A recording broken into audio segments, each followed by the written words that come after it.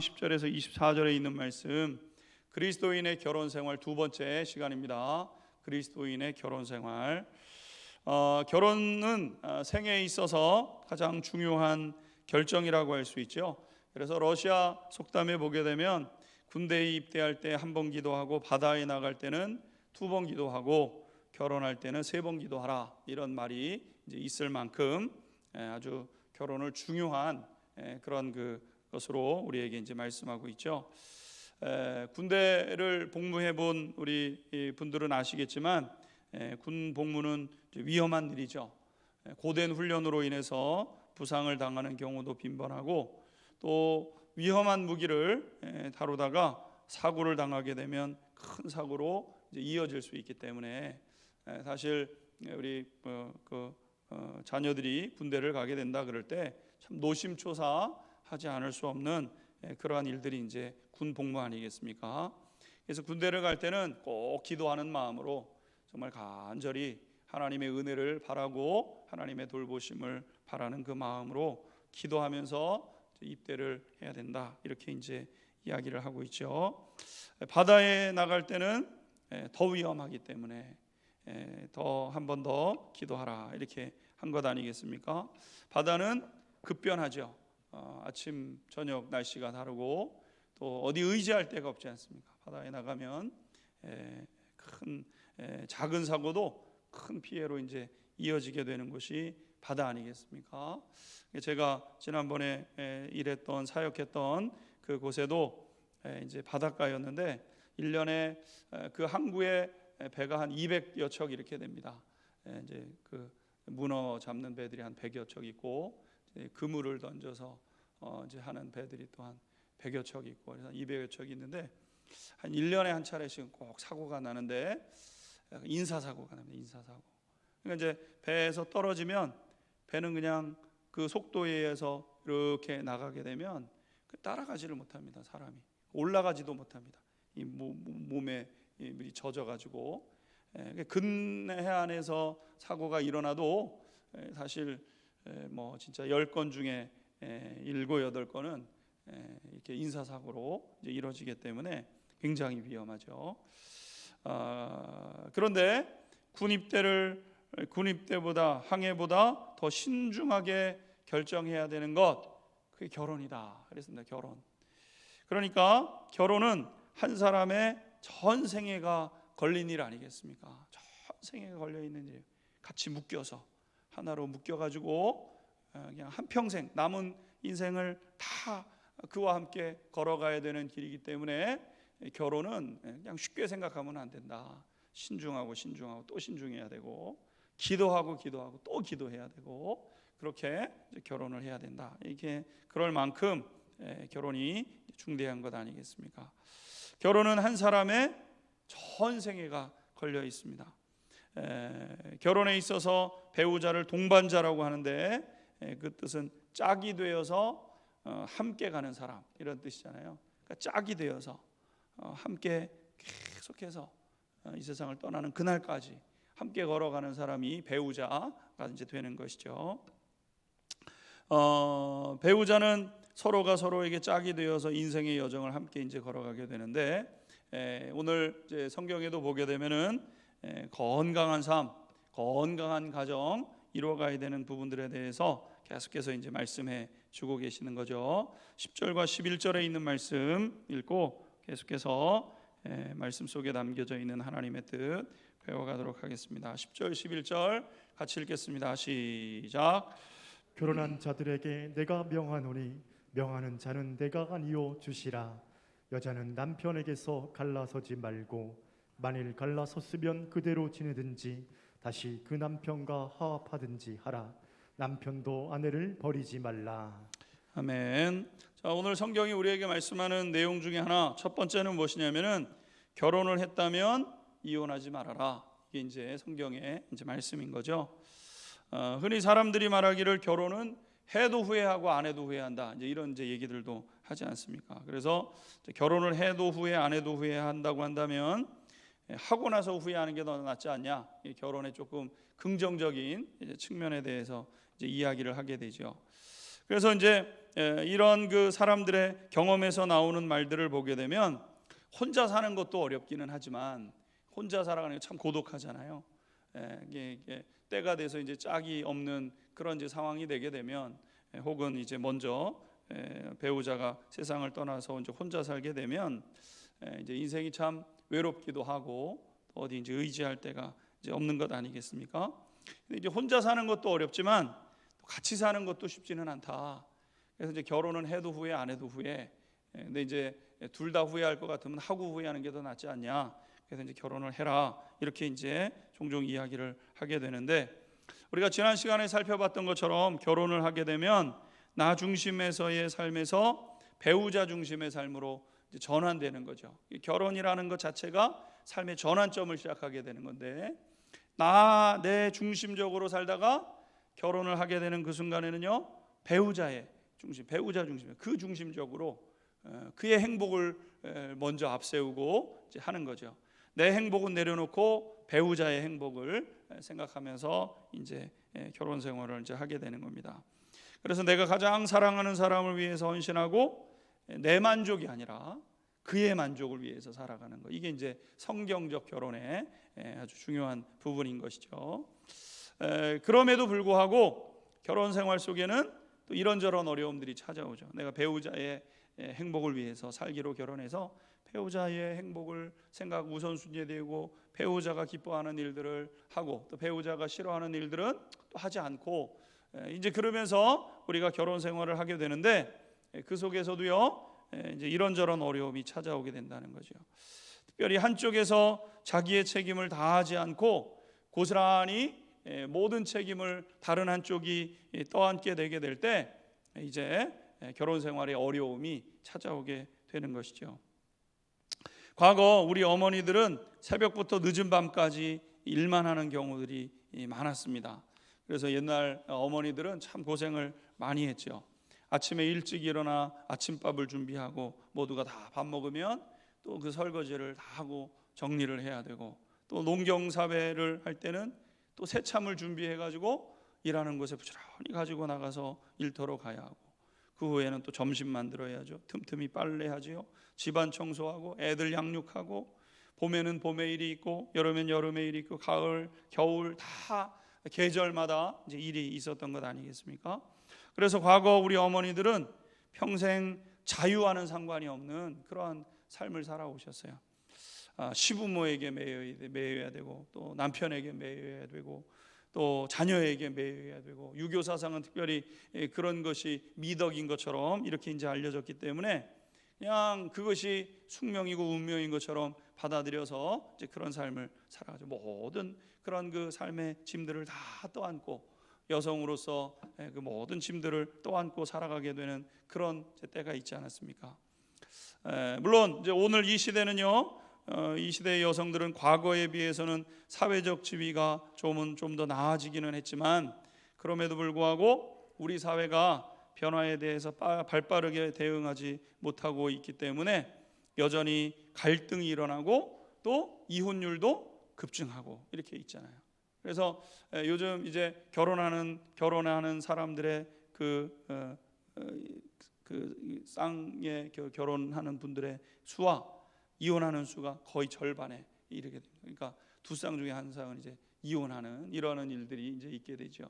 그러니까 어떤 짐들이 많아지니까, 한쪽에 짐이 많아지면 참다 못하고 더 이상 이렇게는 못 산다, 갈라서자, 당신 짐까지 내가 질 수는 없다, 그러면서 이제 이혼을 하게 되는 일들이 종종 일어나게 된다는 겁니다.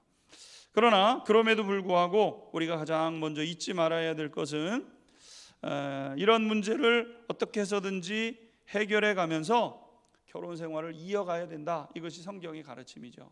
물론 문제가 없다고 하지 않고, 문제는 항상 가정 안에 있을 수 있습니다. 배우자의 어떤 한쪽에, 남자 쪽이나 여자 쪽에 어떤 책임을 더 물을 만한 그런 일들은 있지요. 다 같이 서로 위해주면서 성경적인 가정을 이루면 제일 좋지만 또 그렇지 않은 이 부분들이 있을 수 있죠. 그럼에도 불구하고 어떻게 해서든지 문제를 해결해 가면서 결혼 생활을 이어가야 된다, 이것이 이제 말씀이죠. 이것은 사도 바울뿐만 아니라 예수님께서 우리에게 가르쳐 주신 중요한 그런 그 모습이기도 한데, 마태복음 19장 4절에서 6절 말씀을 보게 되면 예수님께서 결혼에 대해서 이렇게 이제 말씀하셨습니다. 마태복음 19장 4절에서부터 6절까지 있는 말씀 같이 읽겠습니다. 시작. 사람을 지으시니가 본래 그들을 남자와 여자로 지으시고 말씀하시기를 그러므로 사람이 그 부모를 떠나서 아내에게 합하여 그들이 한 몸이 될지니라 하신 것을 읽지 못하였느냐. 그런즉 이제 둘이 아니요 한 몸이니 그러므로 하나님이 짝지어 주신 것을 사람이 나누지 못할지니라 하시니. 아멘. 예수님께서 뭐라고 말씀하셨냐면 사람을 지으시니가 남자와 여자로 만드셔서 부모를 떠나서 아내에게 합하여 둘이 한 몸이 되어야 된다. 이것이 이제 결혼의 창조의 법칙 안에 있는 것이죠. 남자와 여자로 만드셔서 남자가 부모를 떠나야 됩니다. 이게 성경적 가르침이에요. 그래서 모든 부모님들은 자녀들이 때가 되면 결혼을 하게 되면 그냥 떠나 보내는 거예요. 내 품에 품어서 내가 어떻게 하려고 하는 것이 아니라 독립된 가정으로 하는 거죠. 둘이 또 하나의 가정을 만들어가는 겁니다. 우리 성도님들이 결혼해서 하나의 가정을 만드셨던 것처럼 우리 가정 안에 어떤 또 다른 가정으로 존재하는 것이 아니라 그들을 이 가정을 만들 수 있도록 그렇게 떠나보내는 거예요. 자기들의 가정을 만들도록. 그것이 하나님의 창조의 법칙인 거죠. 둘이 한 몸이 된 거죠. 둘이 한 몸이 됐기 때문에 하나님이 짝지어 주신 것, 사람의 어떤 것으로도, 사람의 어떤 형편과 처지로도 이것이 나뉘어질 수 없다. 하나님께서 남자와 여자를 만드셔서 짝이 되게 하셨으니까 이것이 나뉘어질 수 없다. 이것이 예수님의 가르침이죠. 이러한 그 예수님의 말씀에 대해서 바리새인들이 신명기 24장 말씀을 들먹이면서 예수님께 그런데 왜 모세는 이혼 증서를 써주고 이혼을 해도 된다고 하지 않았느냐 이러면서 예수님 앞에 이제 따져 묻는 그런 일들도 있었어요. 그러자 예수님께서 뭐라고 말씀하셨냐면은 그것은 모세가 너희의 마음의 완악함을 인해서 허락한 것뿐이지 본래 이혼 불가능한 거다. 음행한 연고 외에 아내를 내쫓든지 이혼하고 나서 다른 사람에게 장가드는 것 다 간음이다. 계명을 어기는, 십계명을 어기는, 하나님의 말씀을 어기는 그런 행위이다. 이렇게 예수님께서 그냥 못 박아서 이제 말씀을 하시게 되었다는 거죠. 그래서 우리가 기억해야 되는 것은 결혼은 과정이 아니라 최종적인 겁니다. 결혼은 최종적인 거예요. 결혼 이후에 무슨 것이 있는가? 있을 수 없다는 거예요. 결혼은 최종적인 것이다. 그냥 우리의 삶에 그냥 어떻게 되지 않은 게 딱 그냥 최종적으로 우리가 이건 결혼은 어떤 것으로도 파기가 안 되는 거죠. 간혹 우리가 어려운 시절에 그렇게 금술이 좋았던 부부가 경제적으로 조금 나아진 후에 극한의 갈등을 겪는 일들을 종종 봅니다. 그러니까 어려울 때는 그냥 서로 이렇게 사랑하고 서로 희생하고 그러고 살다가 돈 좀 생기고 나면은 남자 딴 생각하고 아내가 또 딴 생각하고 이러면서 가정에 어려운 일들이 다가오는 경우들이 한 번씩 있습니다. 반대의 경우도 있죠. 경제적으로 어려웠던 부부가 경제적인 어려움이 다가오면서 극심한 갈등을 겪게 되고 그런 어려움을 가정 내에 겪는 일들도 있게 되는 것 아니겠습니까? 그러나 그렇다고 해서 그것이 이혼의 적당한 이유가 되는가? 그럴 수 없다는 거예요. 그건 헤쳐나가야 될 문제지, 극복해 나가야 될 문제지, 그것으로 인해서 하나님께서 짝주어진 것이 나뉘어질 수 없다. 이것이 예수님께서 우리에게 말씀하신 분명한 사실인 거죠. 어떤 경우도 마음이 달라져서는 안 된다. 처음 결혼할 때 그 마음 한평생 같이 가야만 하는 것임을 말씀하고 있죠. 처음 마음 그대로여야 됩니다. 처음 마음. 결혼할 때 그냥 사랑에 눈이 멀어서 당신만을 위해서 살겠다고 했던 그 마음 그대로를 가지고 한평생 배우자가 서로 사랑하면서 살아가는 것, 그것이 성경에 말씀하고 있는 결혼의 원리인 것이죠. 그 가운데서 서로 사랑과 희생, 존경과 존중의 마음으로 지켜가야 된다는 것입니다. 여러분, 가정은요 하나님이 주신 공동체입니다. 공동체. 하나님께서 가장 먼저 세우신 공동체, 말 그대로 같이 살고 같이 죽는 것, 같이 어려움을 겪고 같이 기쁨을 누리며 같이 괴로움을 겪고 같이 행복을 맛보는 바로 그것이 공동체, 하나님께서 최초에 우리에게 주셨던 공동체, 바로 가정 공동체인 것이죠. 함께 해야 하고 어떻게 해서든지 끝까지 함께 하려고 하는 것, 이것이 중요한 것이다, 오늘 말씀하고 있는 겁니다. 여러분, 사람은 누구도 혼자 행복할 수는 없습니다. 아무리 뛰어난 사람이라 할지라도 나 혼자서는 사람은 행복할 수 없어요. 누군가 옆에 있어야 돼요. 처음 그 마음 결정한 그 결정들을 꽉 붙잡고, 그리고 계속해서 어려움이 다가오는 것을 해결해 가면서, 그것을 넘어서 가면서 우리가 가정을 지켜가야 된다, 이렇게 이제 말씀하고 있는 것이죠. 그래서 우리 사랑하는 성도님들 한 분 한 분마다 하나님이 짝으로 맺어주신 그 가정 안에서 어려운 일들을 헤쳐나가시고 또 잘 극복해 가시면서 복된 가정, 하나님이 약속하신 은혜가 흘러넘치는 귀한 가정 될 수 있게 되기를 주님의 이름으로 축원합니다. 그런데 이제 오늘 본문에 보게 되면은 배우자 한쪽만 믿음을 가지고 있으면 어떡하냐, 이런 이제 문제도 있게 된다는 것입니다. 그러니까 같이 그렇게 노력을 해야 되는데 상대방 쪽에서 전혀 그거에 대한 관심이 없다는 거예요.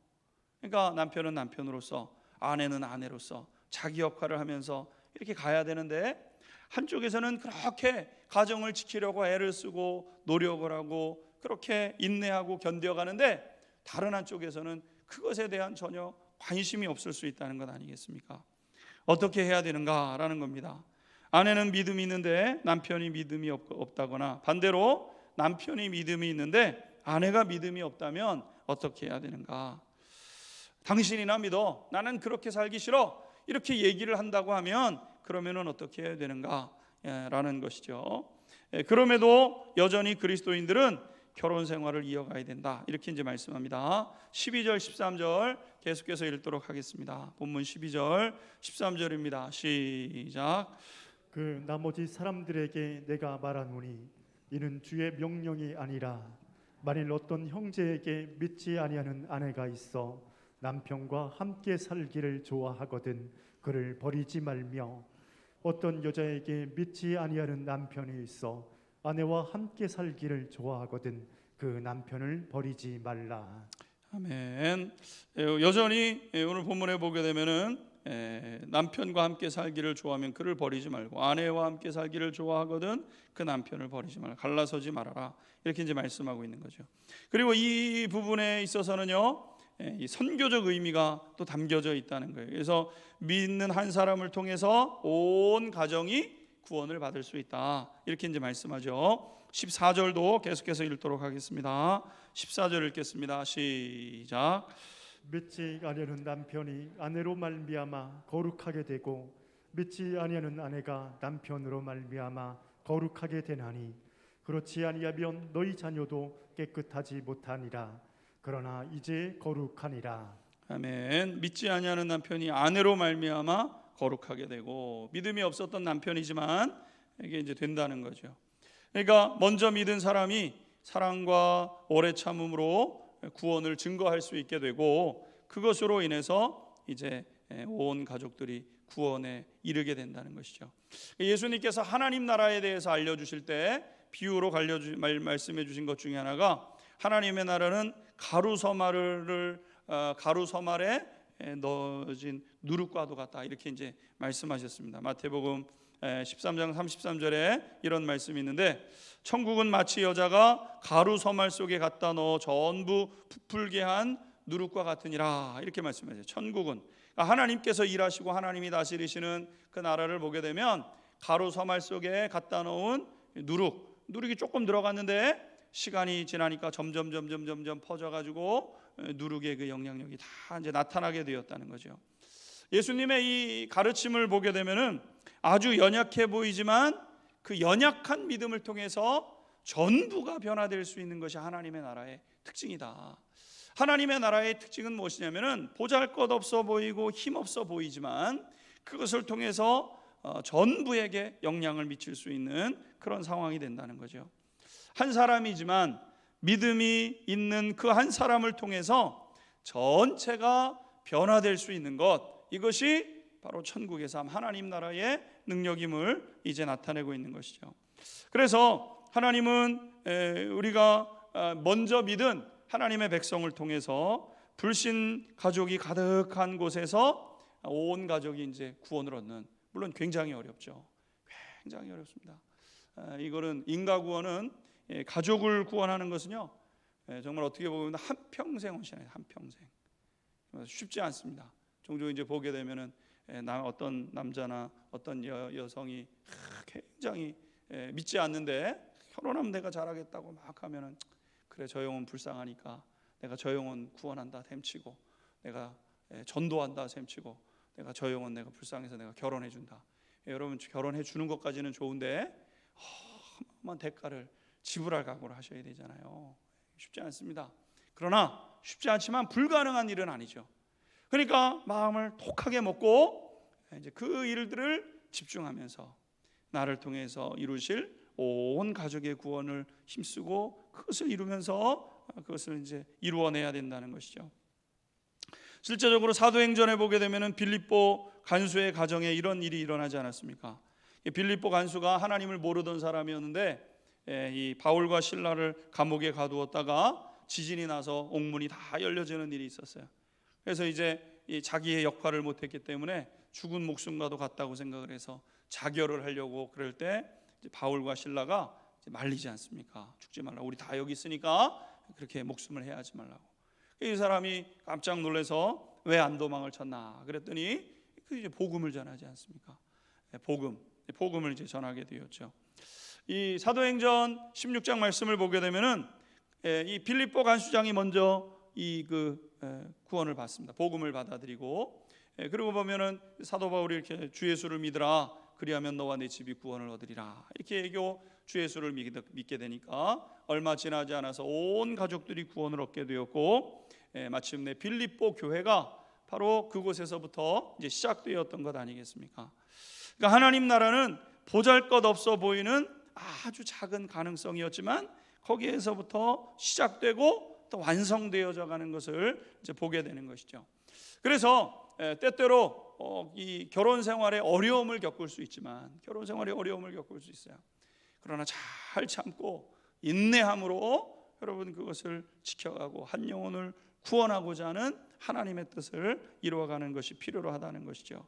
바라기는 괴로움과 고난 가운데 있는 성도님들 계시겠지만 다시 용기를 내고 힘을 내셔서 하나님께서 이루시기를 원하시는 온 가족의 구원이 우리 성도님들의 삶 가운데 임할 수 있게 되기를 주님의 이름으로 축원합니다.